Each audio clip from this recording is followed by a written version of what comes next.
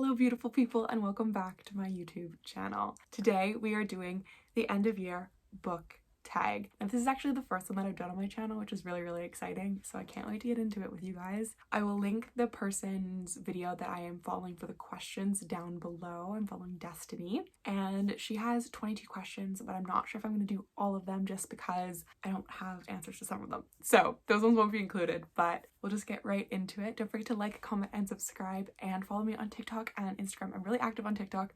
I'm active on Instagram, but I don't really post a lot there, but everything is linked down in the description. So without further ado, let's get into today's video. The first thing I want to talk about is what was my underdog book of the year. And this book was one that wasn't even on my radar. I didn't even know it existed until I found it at the beginning of summer. And it was one of my best reading experiences of the entire year. That is That Summer Feeling. Now this book, oh my goodness. I love this book with my entire heart and it was like such a 5-star, and I knew like 25 pages in, like that TikTok sound, that this book was going to be one of my absolute favorites of the year, and it was such an underdog and unexpected find. This book is about Garland and her life is kind of falling apart and she ends up in this relationship and she's going on her honeymoon, and as she's running to catch the airplane, she runs into this guy who picks up her friendship bracelet. And when she like touches his hand and like gets her bracelet back, she has kind of like this fated situation where she's like involved with his family, but she doesn't think anything of it, and she goes on and she lives her life until her life falls apart. She ends up going to an adult summer camp for the summer with her sister and running into the guy that she ran into the airport. She's like, oh my gosh, this is like the time, like we're gonna be together, it's gonna be great, even though I don't really like him. And I actually end up falling in love with his sister. It was so good. There were just so many amazing things. I found like the pacing was perfect. It was giving me everything I needed. They were communicating, and like even though sometimes I was screaming at the book like, bro, like you're in love with Stevie, it wasn't in like a way that I was like annoyed. Like it was just because I was like so cheering for these two, and just the brothers' relationships and the things that happened in this summer camp were so amazing. Like the teams, the camp events, it was just such a lovely queer romance, and there was a queer cast of characters and there was a lovely cast of characters and so much family and so many moments, and it was just, I'm getting so excited talking about this book because it's truly just amazing. Now let's hop into something really quick. My most disappointing read of the year. We're going to talk about that really quick. I have a reading journal on my iPad that I don't actually really use very well or like properly. Here we are. The most disappointing read of the year was actually featured in one of my reading vlogs that I posted recently, and that was A Natural History of Dragons by Marie Brennan. Now in theory, this book was supposed to be about our lovely main character and her kind of exploring the scientific study of dragons.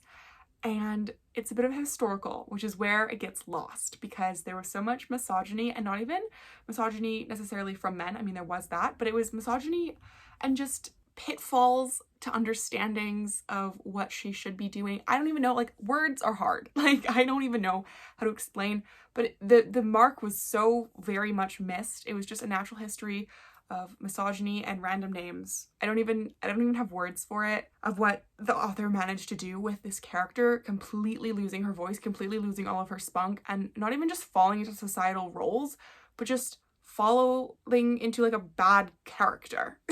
And that was really disappointing because I was really excited for that book, but it's okay. We will find other dragon books to read. I would say the two books that are overhyped that I read this year was Wildfire by Hannah Grace and Yours Truly by Abby Jimenez. Both of these books were okay. I gave them 3 stars each and I read them, but I would say that they both just weren't as good as the original. Both of them are like companion novels. They can be read alone, but they do involve characters from the first book in the series. And I just found that while I enjoyed it, they weren't as good as the first one. Like Yours Truly just had the most infuriating miscommunication throughout the entire book, but there were still cute moments.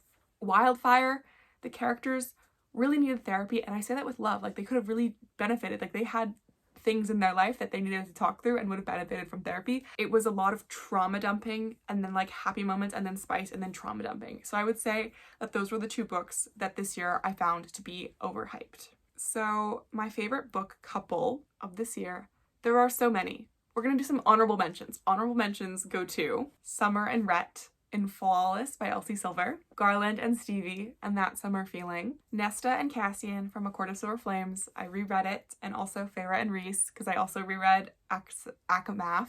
Oh my gosh, getting crazy over here. Part of Your World by Abby Jimenez. I loved the two main characters in that. And now we get on to my real answer. The one who takes the cake, the one who has gone at the top of the list, the cream of the crop, my favorite couple from Heartless by Elsie Silver, Cade and Willa. I don't even know if it's just because I'm in my country romance era, but there was just something about this book, something about these characters together, something about the way that they came together, not only to take care of Cade's son, but just to be together in themselves and the way they looked out for each other. I don't have words. I don't have words. Which brings me to the next question. Favorite book character? Willa. There was something about Willa in this book, and just Willa in all of the books, honestly, in this series. The series is the Chestnut Springs series. Sorry, I didn't mention that. But there's just something about Willa that was so amazing. Just so amazing. I love her so much. She says anything that comes to mind. She's so funny. She takes care of Cade's son. The sweetest little boy, whose name is Luke or Lucas. My brain is not functioning. I'm just so excited to talk about this book. Just something about Willa. The way she interacts with this little boy is so wholesome. Just the way she interacts with people on the farm. Just like the characters in this book, like the found family within this book is just superior. It is amazing. And I love it very much. So Heartless by Elsie Silver is the second book in the Chestnut Springs series, and it's about Willa is from the city and she doesn't really know what she's going to do with her life. Like, she worked as a bartender for her brother, but her brother is renovating the bar, so she's kind of jobless. And so Cade really needs a nanny for his son. Willa ends up getting the job through Summer and becoming Luke's nanny. And the story just really goes from there. You see the most adorable relationships, this amazing family, and it's so good. Okay, this doesn't really count because technically it was a reread, but since I didn't do a wrap-up last year, I'm going to talk about it. A book that surprised me was The Love Hypothesis by Ali Hazelwood. Now, are we getting any, like, literary awards for this? No. But is it one of my favorite books of all time? Yes. Is it one that I can go to and just laugh and have fun, and it's fast and it's easy and it's so silly and sometimes cringe, but you're just like so happy to be there? Yes. Now, when I first saw this book, I didn't expect it to be anything crazy when I picked it up, like last year or maybe even 2 years ago. I don't even know at this point. I think it was last year. No, I wasn't expecting anything amazing, crazy, whatever, but there's something that is in this book that is just like crack. It is so good. These characters are amazing. The Love Hypothesis is about our PhD student candidate, Olive, and the professor, but not her professor, just a young professor, Dr. Adam Carlson. Is it Reylo fan fiction? Yes. Are we gonna talk about it? No, we're not. And these two end up fake dating so that Olive's best friend, who is the one critique I would maybe give to this book, but even that I don't really care enough. Like, it's just so good. She ends up fake dating Adam so that her friend will date her ex-boyfriend, who she only actually went on like one date with and didn't really like. And it's fun, it's easy. I love it. It surprised me. It's one of my favorites. A new favorite author that I discovered this year was Elsie Silver. I have her special edition, indie published Chestnut Springs, and the things I would do to get my grubby little hands on the special edition of the first book that went out of print before I could grab it is there's not much that I wouldn't do to get that book, I will say, but I also won't pay $350 on eBay for it. So I don't even have all of the books here that I've read by Elsie. These are just the ones that I currently physically own, but the Gold Rush Ranch series by her special editions that are indie published are also on their way to me now, but they're not going to get here until after Christmas, and I am too impatient to wait for them to arrive. But they are so good. I've only read the first book in the Gold Rush Ranch series, and I'm so excited. All of these were amazing. These two were 5 stars. This one was like 3.5 and some change.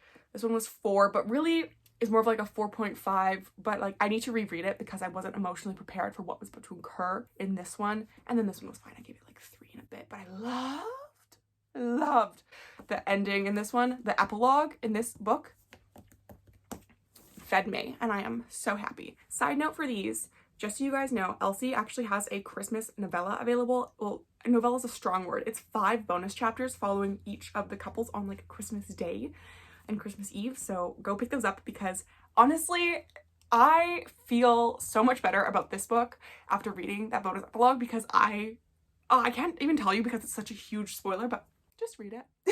Honestly, happiest books of the year, I'm just gonna list them off really quickly. I love A Court of Silver Flames. I love ACOTAR. Those are all rereads. I really loved the entire Chestnut Springs series. Flawless, what I would say is like the most fun, because our main character, Rhett, just has this irrational hatred and dislike. Well, not even hatred or dislike to the milk industry. And it's so funny. It is so funny, and I'll never get over it. This one is just a really fun time. This one just has the happiest like cast of characters and just like the most like fun summer camp vibes. And I couldn't talk about fun books without talking about Take a Hint, Dani Brown, which is also a reread, and I don't know, and I don't think I read this year in 2023, but it's amazing and it's one of my all-time favorites, so I have to mention it here. The most frustrating book that I read in 2023 was by far number 1, A Natural History of Dragons, but we've already talked about that, so we're not going to talk about it again. The shortest book that I read this year was the novella by Tessa Bailey, Same Time Next Year. I did talk about it no, I didn't talk about it here on YouTube. I talked about it in a TikTok actually, so go follow me there. Selfless, shameless self-plug. But that was like a little novella. I think it was like, it took me like 3-4 hours to read. Like, it was quite short.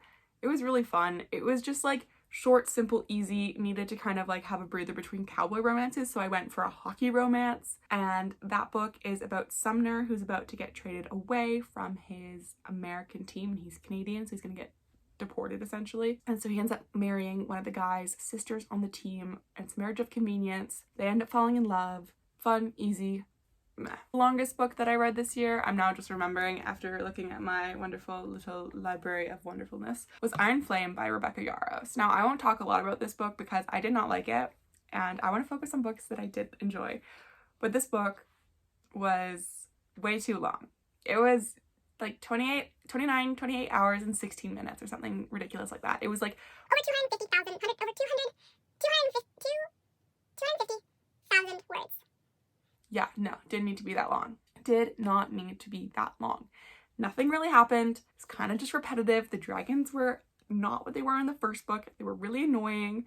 Everything was predictable. I called all of the plot twists except for one. It was the longest book I read and arguably one of the most disappointing and one of the ones that also frustrated me. So, ta-da. My favorite covers of the year have to go to Elsie Silver's independently published special editions of the Chestnut Springs series. So obviously Heartless. Also, everything that's in the mirror cover has something to do with the book. And not only is it just like sick because it's like a country, small town, like cowboy romance.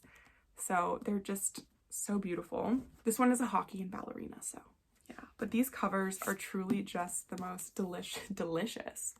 Sound like my Nana. Just the most delicious thing. And they're so lovely, and I cannot wait to get my grubby little hands on the first book when I inevitably find it, or hopefully find it. That's my only option, but those are my favorite covers of the entire year. Honorable mention to covers that I don't own and haven't actually read the entire series yet is Elsie Silver's independently published discrete covers for Gold Rush Ranch.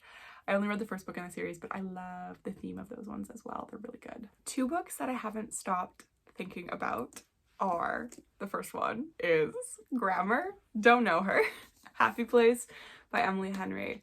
Now this book I actually have read twice this year. Now the first time I read it, I gave it like 3 stars, and I was like, I enjoyed it, but it all hinged on a miscommunication. And when I first read it, I was in a little bit of a weird place in my life, and I just like wanted to read it because it was Emily Henry's new book, but I wasn't like ready to read it, if that makes any sense. And so it was fine. It kind of annoyed me at times, but I was like, oh, like even though second chance romance like isn't my trope, like this book has potential to be so good, what's wrong with me? And I was the problem. I was the problem because I reread it. I got this like massive urge to reread it like a couple weeks ago, and I can't stop thinking about it. And I even have the special edition of it after rereading it because I am crazy. And it's signed, but it has character art and character art on the back, and it's the Afterlight exclusive. And this is just a book that I have not been able to stop thinking about. When I reread it, I was just able to see everything that Emily Henry was weaving together and these characters. And instead of being frustrated that the characters weren't together, which is what I was the first book because I just wanted them to be together, I was actually able to read the story that was written and focus on, you know, why they weren't together or their times together, because there were such valid reasons, and like both characters are so imperfectly perfect. And I think that that's something that's really beautiful with Emily Henry's writing, is that the characters feel so real and are so real to me. But this is one that I haven't been able to stop thinking about, Harriet and Win, and I really have loved it. The next book that I haven't been able to stop thinking about is like the silliest book in the entire world. It's called My Roommate is a Vampire. And this book makes me giggle like frequently when I think about it. Was it the best book that I read? Absolutely not. I think I gave it like 3 stars, but it was just, there were some really funny moments in it. And just like the dysfunctionality of the main character, because he's a vampire who's essentially been asleep for like 100 years.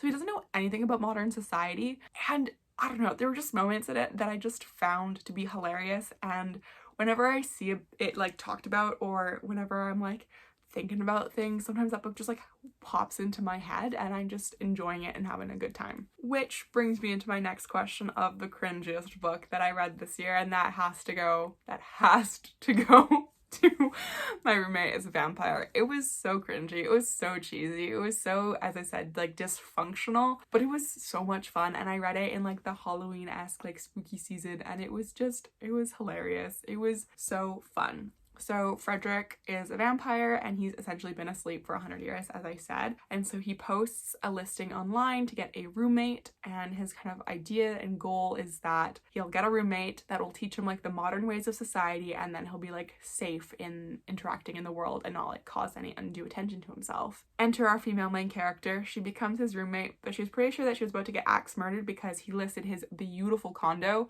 like Victorian like condo mansion situation, for like $200 a month, and her life is like falling apart. So she's like, I really need this, so hopefully I don't get like axe murdered, which was like really funny. And like, not that it's funny, but just like the way that it was written was like actually hilarious. When I was listening to it on audiobook driving to campus in like the deep dark depths of the morning, she ends up moving in with him and starts to kind of teach him the ways of modern society. They end up falling in love, but there's also like an arranged marriage with some other vampire lady that they have to deal with, and it's just like, it's cringy, it's fun, it's easy, it's fast, and I enjoyed it. I would say an unpopular book that I loved this year was The Bodyguard by Catherine Center. Now, I don't really see anybody talking about this book, and they really need to. And I have to say that I think that no one's talking about it particularly on Book Talk because there is no spice in it. It is a very fun romance. It's like a gender bent bodyguard where she's the bodyguard and he's the celebrity that needs protecting, and so she ends up becoming his fake girlfriend and going to his small town so that he can spend time with his family and his mom who is sick. He also has like a slight stalker situation, but it's nothing that becomes like overwhelming and that you're kind of like afraid that it's like a romantic suspense. It's not. Like, it's really fluffy, it's really light, and I think that a lot of people aren't talking about it on Book Talk in particular because there is no spice, which is a shame because it's a really good book. And it's really well written, in my opinion. I say that, but I also listen to the audiobook, so I haven't actually read the writing. But you know when you're listening to an audiobook and you're like, dang, this book's like really well written. That's what happened here. I would also like to take a moment to talk about the spine here, how it goes into the flowers. So beautiful. So beautiful. And then I read it again this year because I loved it so much, and it did stand up to its beauty and its amazement. And I think that more people should read it and more people should be talking about it. From what I can see on my little Goodreads list, the highest book that I read this year was A Court of Silver Flames by Sarah J Maas. This was a reread. I've mentioned it now a couple of times, but it is so amazing. I love it so much. Just Nesta's story and like the growth that she goes through, and also the growth that Cassian goes through, and just the overall story of it is so nice. And I think that I connect to Sarah J Maas's characters specifically in this ACOTAR world so much, and they have been there for me through some very hard times. And it was the highest book on Goodreads that I read. I think it has a 4.46 on Goodreads, and that is amazing because I love it dearly and it is awesome. The lowest book that I read this year on Goodreads was Same Time Next Year by Tessa Bailey, which was that small town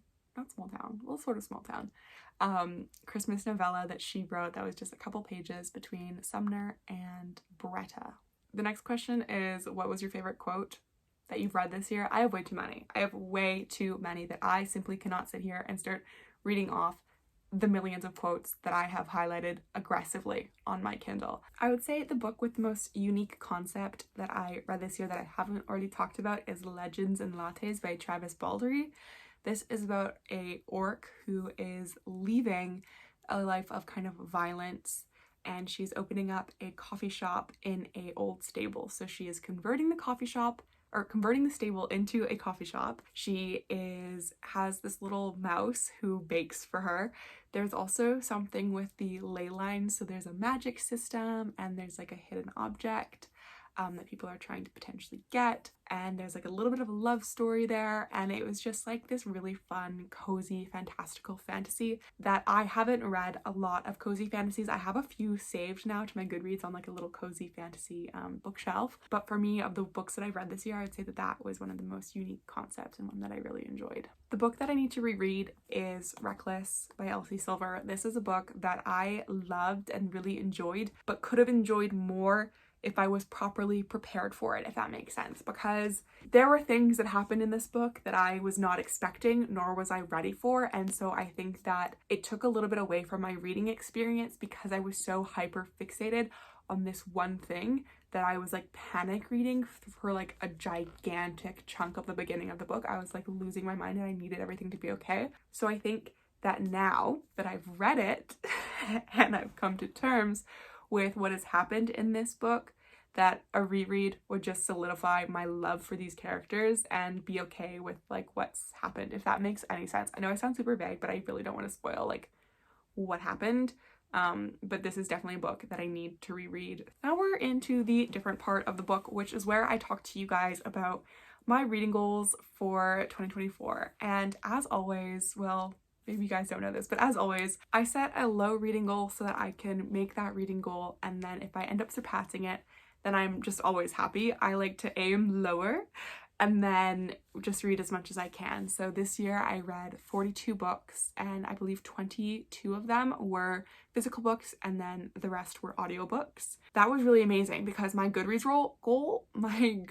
goal was 17 books. And so I would say that my Goodreads goal for 2024 I think is going to be 20 books. 20 books I feel like is a good goal for me personally, because if I meet 20 books, I feel like that's something that I can attainably do. The last couple of years I have read over 20 books, but it's not too much where I'm actually going to be forcing myself to read to hit a goal. So I think 20 books is going to be my Goodreads goal for 2024. So this reading year has been very up and down for me, and I would say that I hit my stride really in November when I was in like the decrepit starting to study for my finals and like just like super stressed, and I found the Chestnut Spring series and I found the subgenre that is country cowboy romances. And I don't know why I like didn't even think about reading cowboy romances or country romances before, because The Longest Ride is like my favorite movie. It's top 3 of my favorite movies, like Age of Adeline, The Longest Ride, and like The Grinch or something. Like those are like my ride or dies. Like I love The Longest Ride so much that I just like don't even know why I didn't think about reading country romance. So just to find that was really cool. So I definitely think that in 2024 I'm going to be reading more country romance or small town romances and cowboy romances, or just like romances with horses in them. Like the Gold Rush Ranch series by Elsie Silver is definitely something that I will be reading in 2024. Obviously this isn't the end of 2023, so my 43 books that I've read this year could increase. I do have books on the way currently, but I will do a full wrap up, or hopefully I will do a full wrap up of everything that I read this year. Fingers crossed that that ends up happening. That is the end of your book tag, my beautiful humans. So I will be leaving you, but please like, comment, and subscribe for more videos. And don't forget to follow me on TikTok and Instagram and all those fun things. I love you all so much. I'll see you guys soon. Bye everybody.